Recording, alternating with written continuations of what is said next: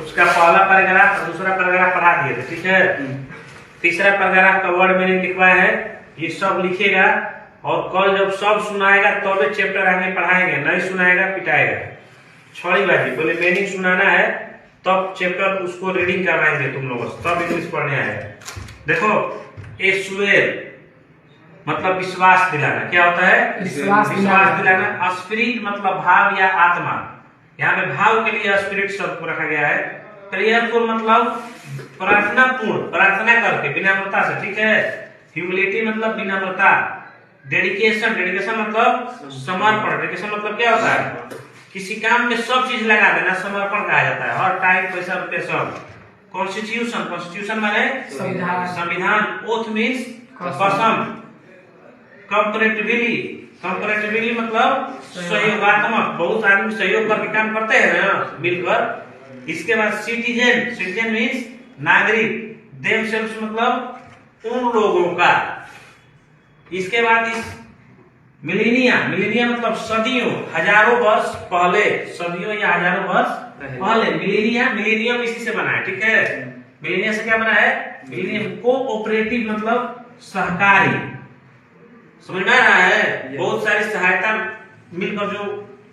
इसके बाद डाइवर्ज मतलब अनेक। इसके बाद इथिक मतलब होता है नीति। इथिक मतलब क्या होता है? इंग्लिश के लिए सबसे पहले वर्ड मीनिंग जिसको नहीं याद रहेगा उसको इंग्लिश पढ़ने कोई को नहीं आएगा। मीनिंग सुनेंगे इसके बाद इसको पढ़ाया जाएगा। देखो प्लेज माने भी कसम होता है, ठीक है। प्रोमिस माने भी वादा या कसम होता है, ठीक है। और ओथ मीन्स भी कसम होता है, समझ में आ रहा है? इसके बाद कॉन्क्रीट मतलब ठोस।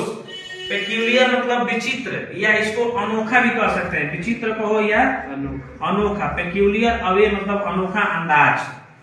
इसके बाद रियलाइजेशन मतलब एहसास।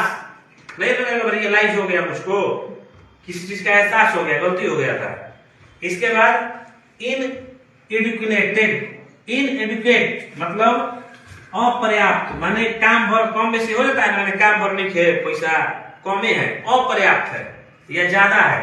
इसके बाद सर्कमस्टेंस मतलब परिस्थितियां या परिधि भी बोला जाता है। देखो परिधि भी बोला जाता है। सर्कमस्टेंस मतलब परिस्थितियां या परिधि, ठीक है।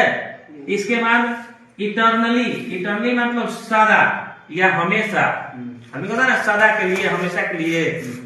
इसके बाद रियलाइजेशन मतलब वसूलना, पैसा तसीलना होता है ना। टाइमलेस है, ये ई है, ठीक है। टाइमलेस मतलब काला अतीत, मतलब बहुत पुराना बीता हुआ समय। इसके बाद प्रोस्पेक्टस मतलब प्रोस्पेक्टस, कॉलेज में जाते हो तो अपने प्रचार के लिए देता है ना जी, कॉपी टाइप का, बुक टाइप का, जिसको प्रोस्पेक्टस कहा जाता है। तो प्रोस्पेक्टस मतलब होता है सूची पत्र, जिस पर सारा लिस्ट लिखा रहता है कि इस कॉलेज में क्या क्या है। इसके बाद स्ट्राइव से बना है स्ट्रीवेन, कठिन परिश्रम किए, कठिन परिश्रम करना होता है स्ट्राइव मतलब। एक दिया है एब्सोल्यूट मतलब पूरा, कंप्लीट जिसको बोला जाता है। और जो भी मीनिंग पीछे लिखवाया है ये भी याद करना है और वो भी, ठीक है। अब इसका स्क्रीनशॉट ले लो, उतार लो।